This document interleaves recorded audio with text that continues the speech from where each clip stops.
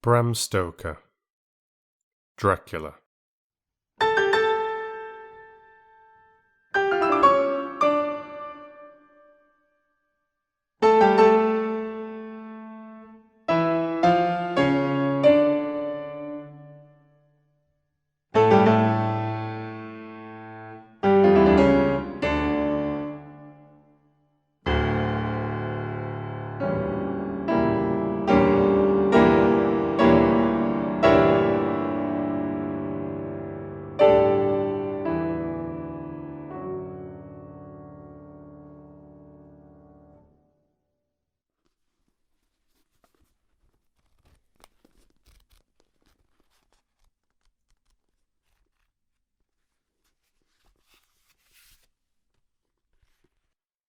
Chapter 26.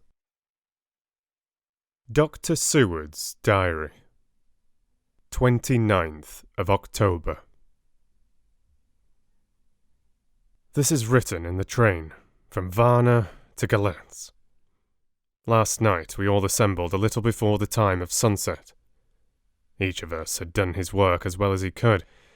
So far as thought and endeavour and opportunity go, we are prepared for the whole of our journey, and for our work when we get to Garnett. When the usual time came round, Mrs. Harker prepared herself for her hypnotic effort, and after a longer and more strenuous effort on the part of Van Helsing than has usually been necessary, she sank into the trance. Usually she speaks on a hint, but this time the Professor had to ask her questions, and to ask them pretty resolutely, before we could learn anything. At last, her answer came. "I can see nothing. We are still. There are no waves lapping, but only a steady swirl of water, softly running against the hawser. I can hear men's voices calling, near and far, and the roll and creak of oars in the rowlocks. A gun is fired somewhere. The echo of it seems far away. There is tramping of feet overhead, and ropes and chains are dragged along. What is this? There is a gleam of light. I can feel the air blowing upon me." Here she stopped. She had risen, as if impulsively, from where she lay on the sofa, and raised both her hands, palm upwards, as if lifting a weight. Van Helsing and I looked at each other with understanding. Quincy raised his eyebrows slightly and looked at her intently, whilst Harker's hand instinctively closed round the hilt of his kukri. There was a long pause. We all knew that the time when she could speak was passing, but we felt that it was useless to say anything. Suddenly she sat up, and as she opened her eyes, said sweetly, "Would none of you like a cup of tea?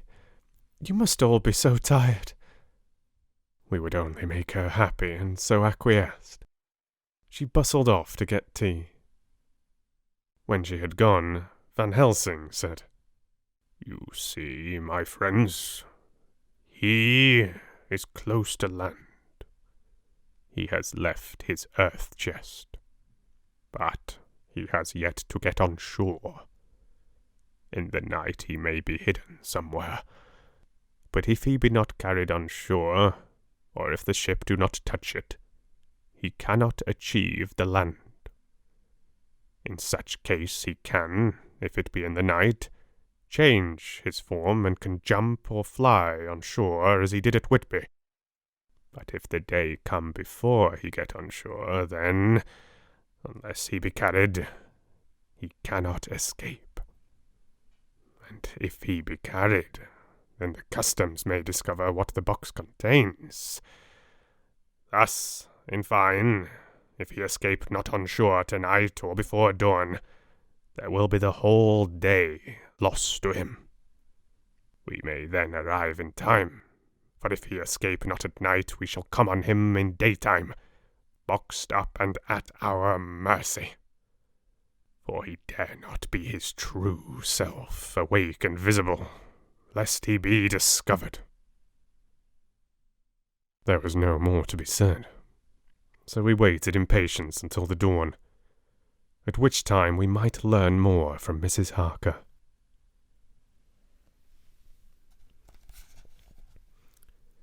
Early this morning we listened, with breathless anxiety, for her response in her trance. The hypnotic stage was even longer in coming than before, and when it came the time remaining until full sunrise was so short that we began to despair. Van Helsing seemed to throw his whole soul into the effort.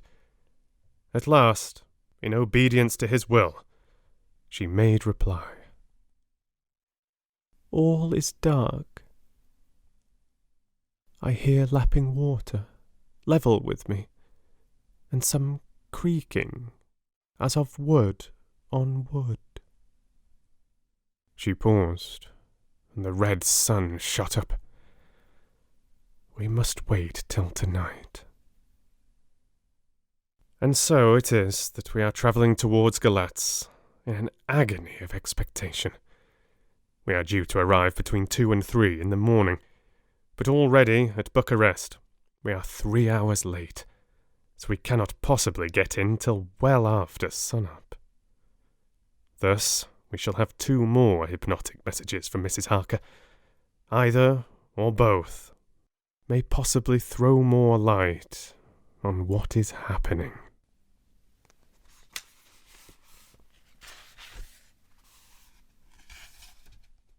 Later.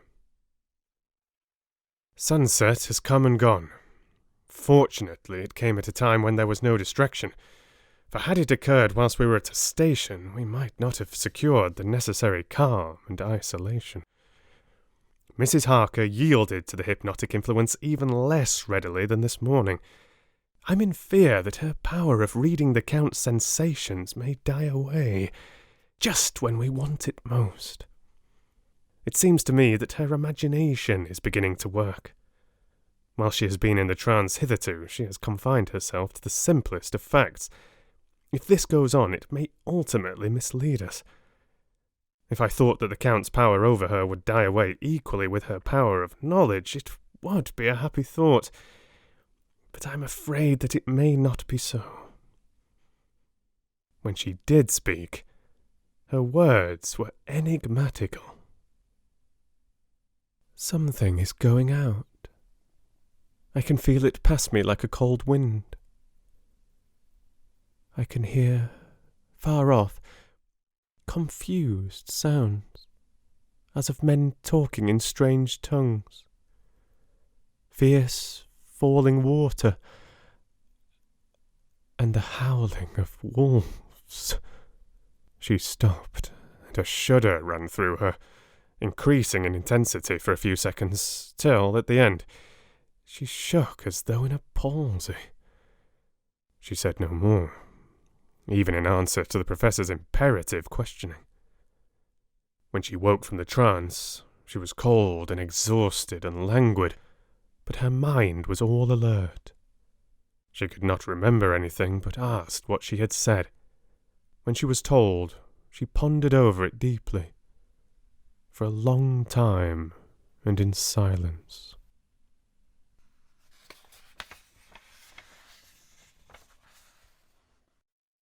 30th of October, 7 a.m. We are near Galatz now, and I may not have time to write later. Sunrise this morning was anxiously looked for by us all. Knowing of the increasing difficulty of procuring the hypnotic trance, Van Helsing began his passes earlier than usual. They produced no effect, however, until the regular time, when she yielded with a still greater difficulty, only a minute before the sun rose. The professor lost no time in his questioning. Her answer came with equal quickness. All is dark. I hear water swirling by, level with my ears, and the creaking of wood on wood. Cattle, low, far off, there is another sound. A queer one, like... She stopped, and grew white, and whiter still. "Go on! Go on! Speak! I command you!" said Van Helsing in an agonized voice. At the same time there was despair in his eyes, for the risen sun was reddening even Mrs. Harker's pale face. She opened her eyes, and we all started as she said, sweetly and seemingly with the utmost unconcern, "Oh, Professor, why ask me to do what you know I can't? I don't remember anything." Then, seeing the look of amazement on our faces, she said, turning from one to the other with a troubled look, "What have I said? What have I done? I know nothing, only that I was lying here half asleep and I heard you say, 'Go on, speak, I command you.' It seems so funny to hear you order me about as if I were a bad child." "Oh, Madame Mina," he said sadly, "it is proof, if proof be needed, of how I love and honour you, when a word for your good, spoken more earnest than ever, can seem so strange because it is to order her whom I am proud to obey." The whistles are sounding. We are nearing Galatz. We are on fire with anxiety and eagerness.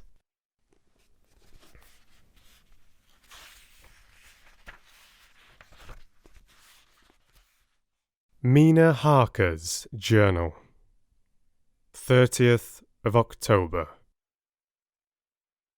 Mr. Morris took me to the hotel where our rooms had been ordered by telegraph, he being the one who could best be spared, since he does not speak any foreign language. The forces were distributed much as they had been at Varna, except that Lord Godalming went to the Vice-Consul, as his rank might serve as an immediate guarantee of some sort to the official, we being in extreme hurry. Jonathan and the two doctors went to the shipping agent to learn particulars of the arrival of the Tsarina Catherine.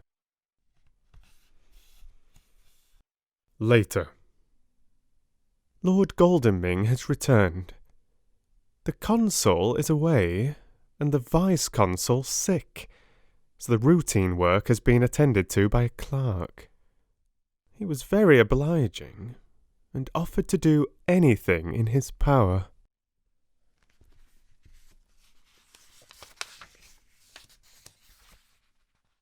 Jonathan Harker's Journal, 30th of October. At 9 o'clock, Dr. Van Helsing, Dr. Seward and I called on Messrs. Mackenzie and Steinkopf, the agents of the London firm of Hapgood. They had received a wire from London, in answer to Lord Godalming's telegraph request, asking them to show us any civility in their power. They were more than kind and courteous, and took us at once on board the Tsarina Catherine, which lay at anchor out in the river harbour.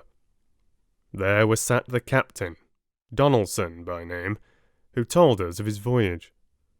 He said that in all his life he had never had so favourable a run. "Man," he said, "but it made us afeard, for we expected that we should have to pay for it with some rare piece of ill luck so as to keep up the average. It's no canny to run frae London to the Black Sea wi' a wind ahint ye, as though the deil himself were blowing on your sail for his own purpose. And at the time, we could no spare a thing. Gin we were nigh a ship, or a port, or a headland, a fog fell on us, and travelled with us, till when after it had lifted and we looked out, the deil a thing could we see. We ran by Gibraltar without being able to signal, until we came to the Dardanelles and had to wait to get our permit to pass. We never were within hail o' aught. At first I inclined to slack off sail and beat about till the fog was lifted. But whiles I thought that if the deil was minded to get us into the Black Sea quick, he was like to do it, whether we would or no. If we had a quick voyage, it would be no to our miscredit with the owners, or no hurt to our traffic. And the old mon who had served his ain purpose would be decently grateful to us for no hindering him. This mixture of simplicity and cunning of superstition and commercial reasoning aroused Van Helsing, who said, "Mine friend, that devil is more clever than he is thought by some, and he know when he meet his match." The skipper was not displeased with the compliment, and went on. Ugh, when we got past the Bosphorus, the men began to grumble. Some of them, the Romanians, came and asked me to heave overboard a big box which had been put on board by a queer-looking old man just before we had started for London. I had seen them speer at the fellow and put out their twa fingers when they saw him to guard against the evil eye. Man, but the superstition of foreigners is perfectly ridiculous. I sent them about the business pretty quick, but as just after a fog closed in on us, I felt a wee bit as they did anent something, though I wouldn't say it was agin the big box. Well, on we went, and as the fog didn't let up for 5 days, I just let the wind carry us, for if the deal wanted to get somewheres, well, he would fetch it up aright. And if it didn't, well, we'd keep a sharp lookout anyhow. Sure enough, we had a fair way and a deep water all the time. And 2 days ago, when the morning sun came through the fog, we found ourselves just in the river opposite Galatz. The Romanians were wild, and wanted me right or wrong to take out the box and flint it in the river. I had to argue with them about it with a handspike, and when the last of them rose off the deck with his head in his hand, I had convinced them that, evil eye or no evil eye, the property and the trust of my owners were better in my hands than in the river Danube. They had, mind ye, taken the box on the deck, ready to fling in, and as it was marked Galatz via Varna, I thought I'd let it lie till we discharged in the port and got rid of it altogether. We didn't do much clearing that day, and had to remain the night at anchor. But in the morning, broad and early, an hour before sun-up, a man came aboard with an order, written to him from England, to receive a box marked for one Count Dracula. Sure enough, the matter was one ready to his hand. He had his papers aright, and glad I was to be rid of the damn thing, for I was beginning myself to feel uneasy at it. If the deal did have any luggage aboard the ship, I'm thinking it was nane other than that same. "What was the name of the man who took it?" asked Dr. Van Helsing with restrained eagerness. "I'll be telling you quick," he answered, and stepping down to his cabin, produced a receipt signed Emanuel Hildesheim. Bergenstrasse 16 was the address. We found out that this was all the captain knew, so with thanks, we came away. We found Hildesheim in his office, a Hebrew of rather the Adelphi theatre type, with a nose like a sheep and a fez. His arguments were pointed with specie, we doing the punctuation, and with a little bargaining, he told us what he knew. This turned out to be simple, but important. He'd received a letter from Mr. Deville of London, telling him to receive, if possible before sunrise, as to avoid customs, a box which would arrive at Galatz in the Tsarina Catherine. This he was to give in charge to a certain Petrov Skinsky, who dealt with the Slovaks who traded down the river to the port. He'd been paid for his work by an English banknote, which had been duly cashed for gold at the Danube International Bank. When Skinsky had come to him, he'd taken him to the ship and handed over the box, so as to save porterage. That was all he knew. We then sought for Skinsky, but were unable to find him. One of his neighbours, who did not seem to bear any affection, said that he had gone away 2 days before. No one knew whither. This was corroborated by his landlord, who had received by messenger the key of the house, together with the rent due, in English money. This had been between 10 and 11 o'clock last night. We were at a standstill again. Whilst we were talking, one came running and breathlessly gasped out that the body of Skinsky had been found inside the wall of the churchyard of St. Peter, and that the throat had been torn open as if by some wild animal. Those we had been speaking with ran off to see the horror, the women crying out, "This is the work of a Slovak!" We hurried away, lest we should have been in some way drawn into the affair, and so detained. As we came home, we could arrive at no definite conclusion. We were all convinced that the box was on its way, by water, to somewhere, but where that might be, we would have to discover.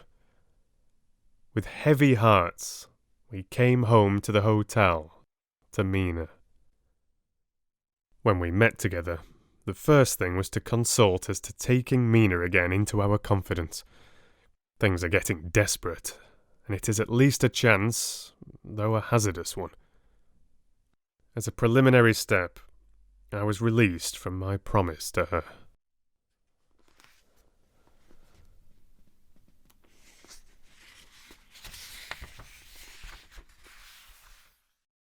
Mina Harker's Journal. 30th of October. Evening.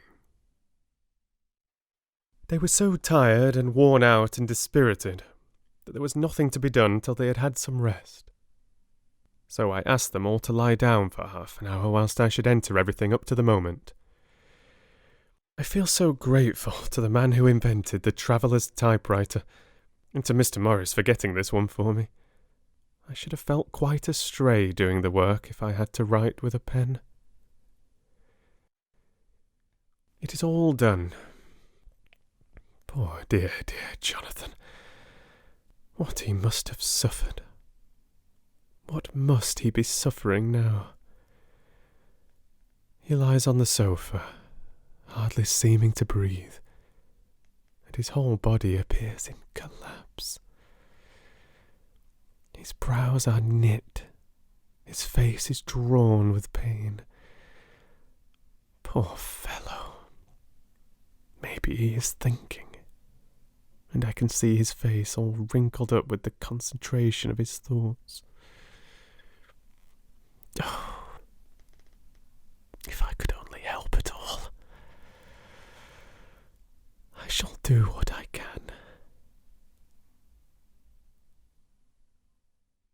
I have asked Dr. Van Helsing, and he has got me all the papers that I have not yet seen.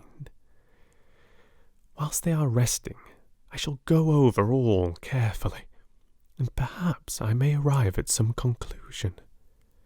I shall try to follow the Professor's example, and think without prejudice on the facts before me.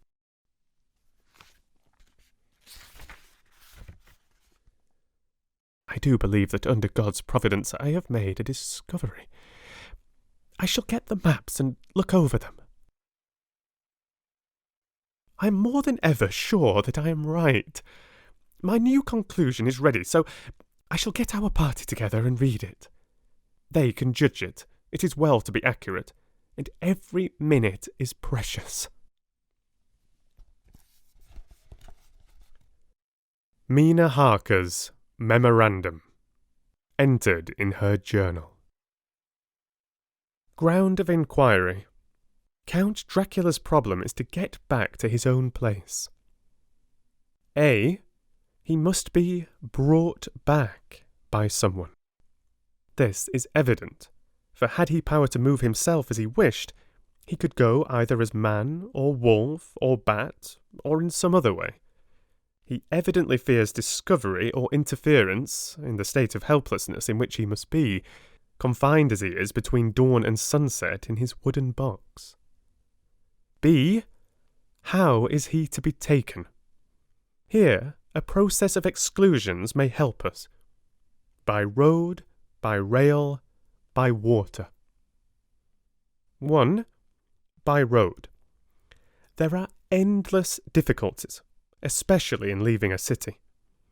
X. There are people, and people are curious and investigate. A hint, a surmise, a doubt as to what might be in the box would destroy him. Y. There are, or there might be, customs and octroi officers to pass. Z. His pursuers might follow. This is his greatest fear, and in order to prevent him being betrayed, he has repelled, so far as he can, even his victim. Me. 2. By rail. There is no one in charge of the box. It would have to take its chance of being delayed, and delay would be fatal with enemies on the track. True, he might escape at night, but what would he be if left in a strange place with no refuge that he could fly to? This is not what he intends, and he does not mean to risk it. 3. By water. Here is the safest way in one respect, but with most danger in another. On the water he is powerless except at night. Even then he can only summon fog and storm and snow and his wolves. But were he wrecked, the living water would engulf him, helpless, and he would indeed be lost. He could have the vessel drive to land, but if it were unfriendly land, wherein he was not free to move, his position would still be desperate. We know from the record that he was on the water, so what we have to do is to ascertain what water. The first thing is to realise exactly what he has done as yet. We may then get a light on what his later task is to be. Firstly, we must differentiate between what he did in London as part of his general plan of action, when he was pressed for moments and had to arrange as best he could. Secondly, we must see, as well as we can surmise it from the facts we know of, what he has done here. As to the first, he evidently intended to arrive at Galatz and sent envoys to Varna to deceive us lest we should ascertain his means of exit from England. His immediate and sole purpose, then, was to escape. The proof of this is in the letter of instructions sent to Emanuel Hildesheim to clear and take away the box before sunrise. There is also the instruction to Petrov Skinsky. There we must only guess at, but there must have been some letter or message, since Skinsky came to Hildesheim. That, so far, his plans were successful, we know. The Tsarina Catherine made a phenomenally quick journey, so much so that Captain Donelson's suspicions were aroused. But his superstition, united with his canniness, played the Count's game for him, and he ran with his favouring wind through fogs and all till he brought up blindfold at Galatz. That the Count's arrangements were well made has been proved. Hildesheim cleared the box, took it off, and gave it to Skinsky. Skinsky took it, and here we lose the trail. We only know that the box is somewhere on the water, moving along. The customs and the octroi, if there be any, have been avoided. Now, we come to what the Count must have done after his arrival on land at Galatz. The box was given to Skinsky before sunrise. At sunrise the Count could appear in his own form. Here we ask why Skinsky was chosen at all to aid in the work. In my husband's diary, Skinsky is mentioned as dealing with the Slovaks who trade down the river to the port, and the man's remark that the murder was the work of a Slovak showed the general feeling against his class. The Count wanted isolation. My surmise is this: that in London the Count decided to get back to his castle by water as the most safe and secret way. He was brought from the castle by Szgany, and probably they delivered their cargo to Slovaks, who took the boxes to Varna, for there they were shipped for London. Thus, the Count had knowledge of the persons who could arrange this service. When the box was on land, before sunrise or after sunset, He came out from his box, met Skinsky, and instructed him what to do as to arranging the carriage of the box up some river. When this was done, and he knew that all was in train, he blotted out his traces, as he thought, by murdering his agent. I have examined the map and find that the river most suitable for the Slovaks to have ascended is either the Prut or the Seward. I read in the typescript that in my trance I heard cows low, and water swirling level with my ears, and the creaking of wood. The Count in the box, then, was on a river in an open boat, propelled probably either by oars or poles, for the banks are near, and it is working against stream. There would be no such sound if floating downstream. Of course, it may not be either the Seward or the Prut, but we may possibly investigate further. Now, of these two, the Prut is the more easily navigated, but the Seward is, at Fundu, joined by the Bistritza, which runs up round the Borgo Pass. The loop it makes is manifestly as close to Dracula's castle as can be got by water.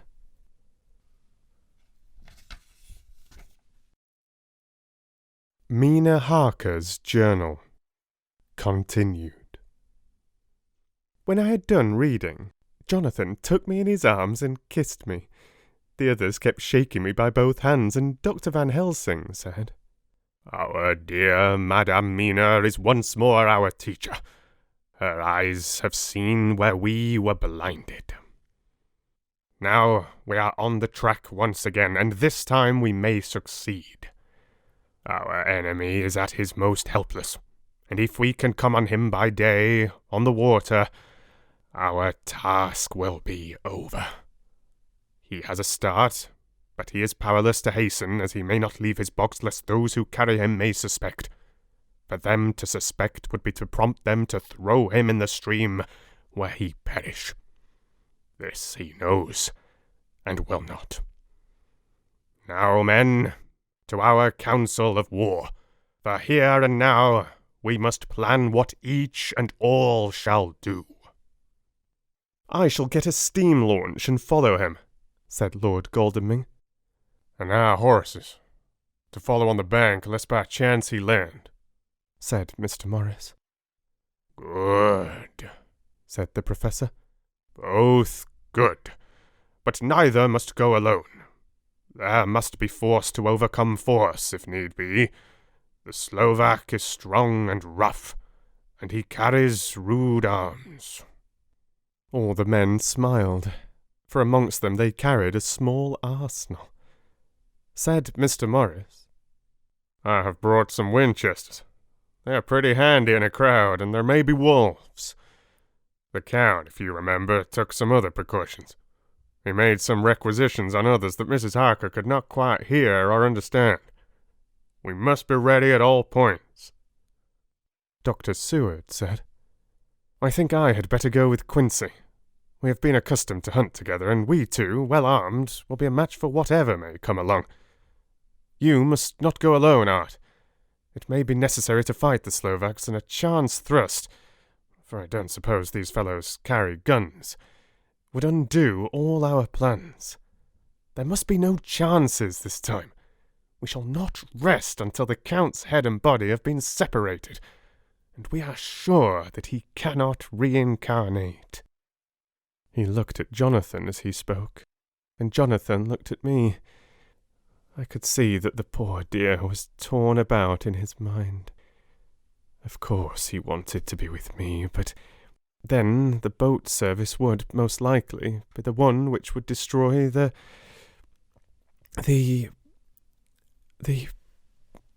vampire. Why did I hesitate to write the word?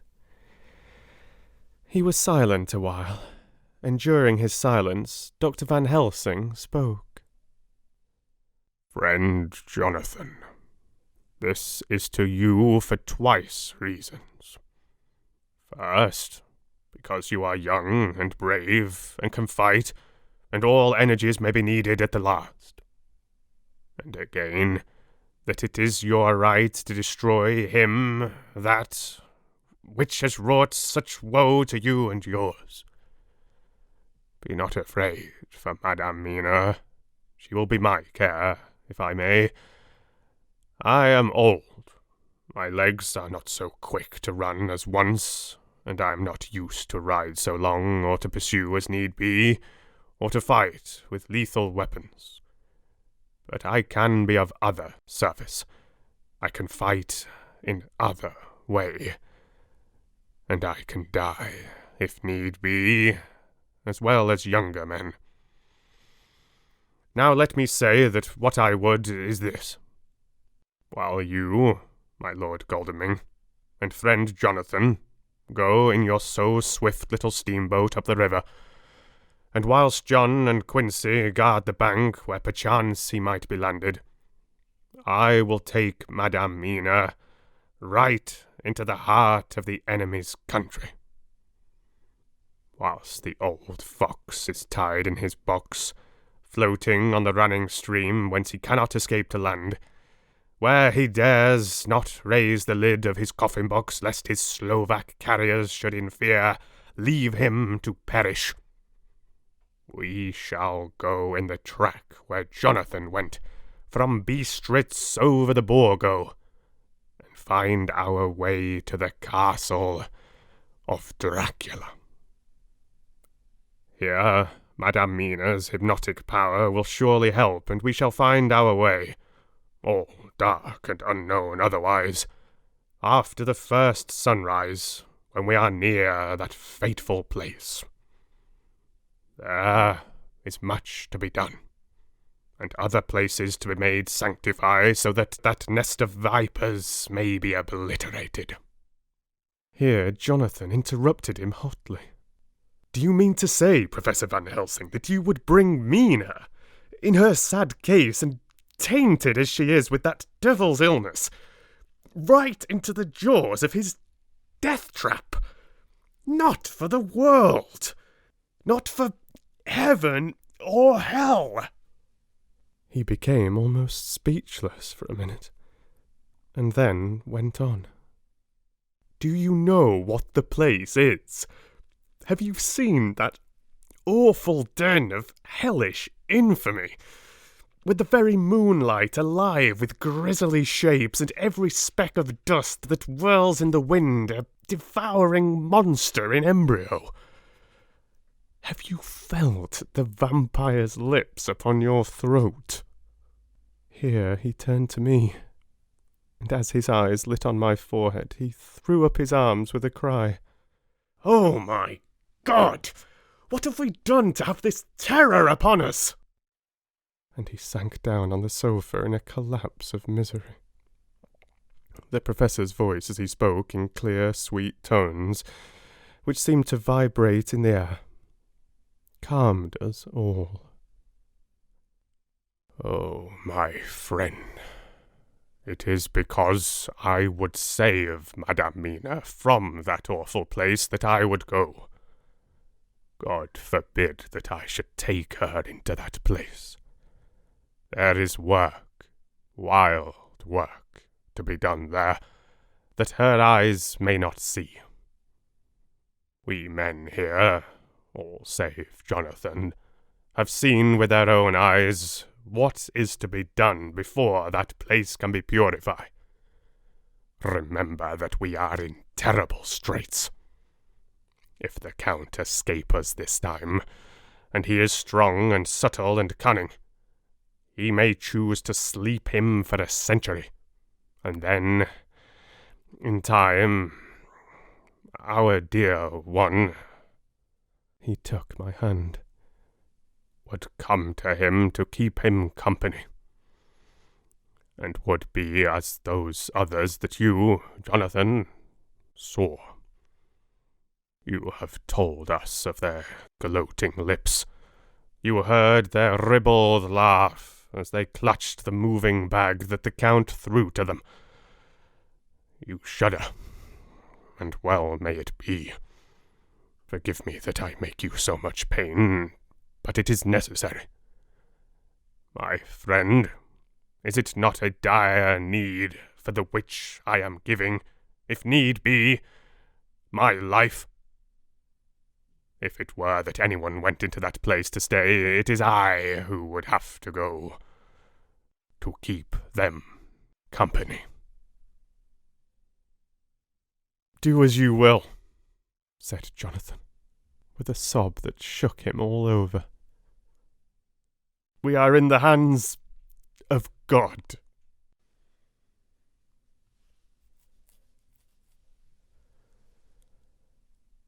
Later. Oh, it did me good to see the way that these brave men worked. How can women help loving men when they are so earnest and so true and so brave?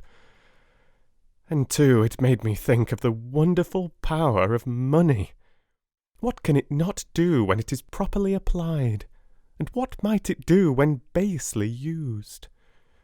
I felt so thankful that Lord Godalming is rich, and that both he and Mr. Morris, who also has plenty of money, are willing to spend it so freely. For if they did not, our little expedition could not start, either so promptly or so well equipped, as it will within another hour. It is not 3 hours since it was arranged what part each of us was to do, and now Lord Godalming and Jonathan have a lovely steam launch, with steam up ready to start at a moment's notice. Dr. Seward and Mr. Morris have 6 beautiful horses well appointed. We have all the maps and appliances of various kinds that can be had. Professor Van Helsing and I are to leave by the 11:40 train tonight to Veraceti, where we are to get a carriage to drive to the Borgo Pass. We are bringing a good deal of ready money, as we are to buy a carriage and horses. We shall drive ourselves, for we have no one whom we can trust in the matter. The Professor knows something of a great many languages, so we shall get on all right. We have all got arms, even for me a large-bore revolver. Jonathan would not be happy unless I was armed like the rest. Alas, I cannot carry one arm that the rest do. The scar on my forehead forbids that.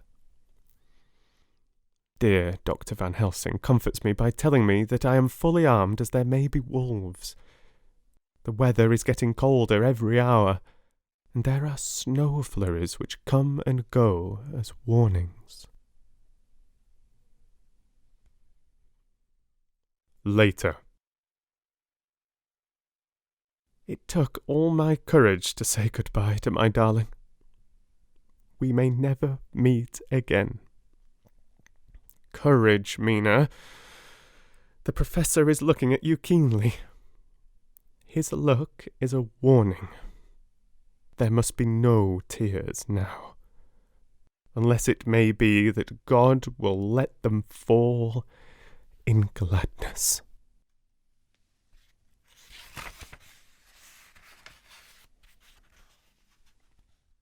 Jonathan Harker's Journal. October 30th. Night. I am writing this in the light from the furnace door of the steam launch. Lord Godalming is firing up. He is an experienced hand at the work, and he has had for years a launch of his own on the Thames, and another on the Norfolk Broads. Regarding our plans, we finally decided that Mina's guess was correct, and that if any waterway was chosen for the Count's escape back to his castle, the sea route, and then the Bistritza, at its junction, would be the one. We took it that somewhere about the 47th degree, north latitude, would be the place chosen for crossing the country between the river and the Carpathians. We have no fear in running at good speed up the river at night. There is plenty of water, and the banks are wide enough apart to make steaming, even in the dark, easy enough. Lord Godalming tells me to sleep for a while, as it is enough for the present for one to be on watch. But I cannot sleep. How can I, with the terrible danger hanging over my darling, and her going out into that awful place? My only comfort is that we are in the hands of God. Only for that faith it would be easier to die than to live, and so be quit of all the trouble. Mr. Morris and Dr. Seward were off on their long ride before we started. They are to keep up the right bank, far enough off to get on higher lands where they can see a good stretch of river and avoid the following of its curves.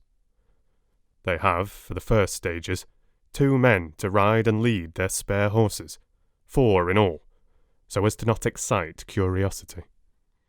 When they dismiss the men, which shall be shortly, they shall themselves look after the horses. It may be necessary for us to join forces. If so, they can mount our whole party. One of the saddles had a movable horn, and can be easily adapted for Mina if required. It is a wild adventure we are on. Here, as we are rushing along through the darkness, with the cold from the river seeming to rise up and strike us, with all the mysterious voices of the night around us, it all comes home. We seem to be drifting into unknown places and unknown ways, into a whole world of dark and dreadful things. Godalming is shutting the furnace door.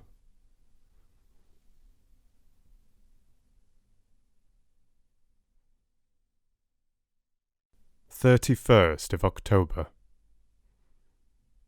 Still hurrying along. The day has come, and Godalming is sleeping. I am on watch. The morning is bitterly cold. The furnace heat is grateful, though we have heavy fur coats. As yet we have passed only a few open boats, but none of them had on board any box or package of anything like the size of the one we seek. The men were scared every time we turned our electric lamp on them, and fell on their knees and prayed. 1st of November. Evening. No news all day. We have found nothing of the kind we seek. We have now passed into the Bistritza, and if we are wrong in our surmise, our chance is gone. We have overhauled every boat, big and little. Early this morning, one crew took us for a government boat, and treated us accordingly. We saw in this a way of smoothing matters, so at Fundu, where the Bistritza runs into the Seward, we got a Romanian flag, which we now fly conspicuously. With every boat which we have overhauled since then, this trick has succeeded. We have had every deference shown to us, and not once any objection to whatever we chose to ask or do. Some of the Slovaks tell us that a big boat passed them, going at more than usual speed as she had a double crew on board. This was before they came to Fundu, so they could not tell us whether the boat turned into the Bistritza or continued up the Seward. At Fundu we could not hear of any such boat, so she must have passed there in the night. I am feeling very sleepy. The cold is perhaps beginning to tell upon me, and nature must have rest sometime. Godalming insists that he shall keep the first watch. God bless him for all his goodness to poor dear Mina and me. 2nd of November. Morning. It is broad daylight. That good fellow would not wake me. He says it would have been a sin to, for I slept so peacefully and was forgetting my trouble.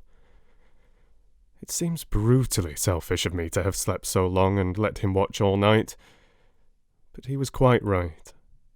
I am a new man this morning, and as I sit here and watch him sleeping, I can do all that is necessary, both as to minding the engine, steering, and keeping watch.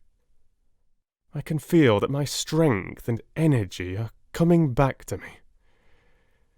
I wonder where Mina is now, and Van Helsing. They should have got to Vericeti about noon on Wednesday. It would take them some time to get the carriage and horses, so if they had started and travelled hard, they would be about now at the Borgo Pass. God guide and help them. I'm afraid to think what may happen. If we could only go faster. But we cannot. The engines are throbbing and doing their utmost. I wonder how Dr. Seward and Mr. Morris are getting on. There seem to be endless streams running down from the mountains into this river, but as none of them are very large, at present at all events, though they are terrible doubtless in winter and when the snow melts, the horsemen may not have met much obstruction. I hope that before we get to Strasbourg we may see them, for if by that time we have not overtaken the Count, it may be necessary to take counsel together what to do next.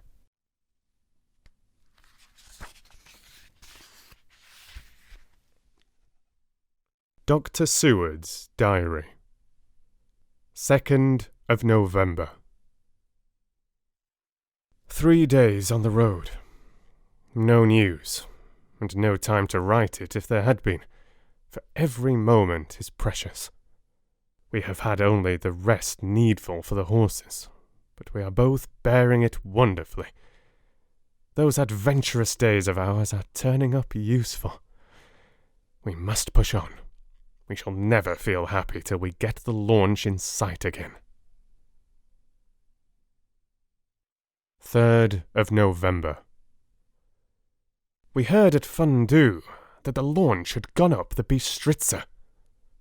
I wish it wasn't so cold. There are signs of snow coming, and if it falls heavy it will stop us. In such case we must get a sledge and go on Russian fashion. 4th of November. Today we heard of the launch having been detained by an accident when trying to force a way up the rapid. The Slovak boats get up all right by aid of a rope, and steering with knowledge. Some went up only a few hours before. Goldeming is an amateur fitter himself, and evidently it was he who put the launch in trim again. Finally, they got up the rapids all right with local help and are off on the chase afresh. I fear that the boat is not any better for the accident. The peasantry tell us that after she got upon the smooth water again, she kept stopping every now and again so long as she was in sight. We must push on harder than ever. Our help may be wanted soon.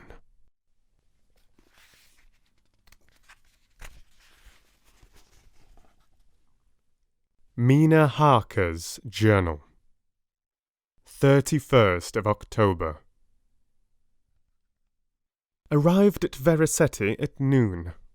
The professor tells me that this morning at dawn he could hardly hypnotize me at all, and that all I could say was, dark and quiet.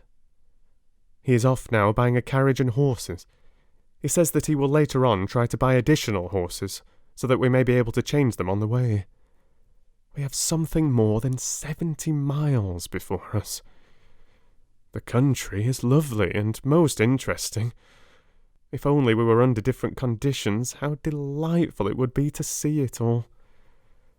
If Jonathan and I were driving through it alone, what a pleasure it would be to stop and see people, and learn something of their life, and to fill our minds and memories with all the colour and picturesqueness of the whole wild, beautiful country and the quaint people.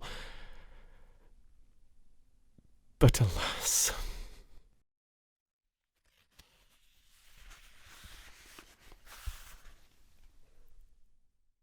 Later. Dr. Van Helsing has returned. He has got the carriage and horses. We are to have some dinner and to start in an hour. The landlady is putting us up a huge basket of provisions. It seems enough for a company of soldiers. The professor encourages her and whispers to me that it may be a week before we can get any good food again. He has been shopping too. and has sent home such a wonderful lot of fur coats and wraps and all sorts of warm things. There will not be any chance of our being cold. We shall soon be off. I'm afraid to think what may happen to us. We are truly in the hands of God. He alone knows what may be, and I pray him, with all the strength of my sad and humble soul, that he will watch over my beloved husband, that whatever may happen, Jonathan may know that I loved him and honoured him more than I can say, and that my latest and truest thought will be always for him.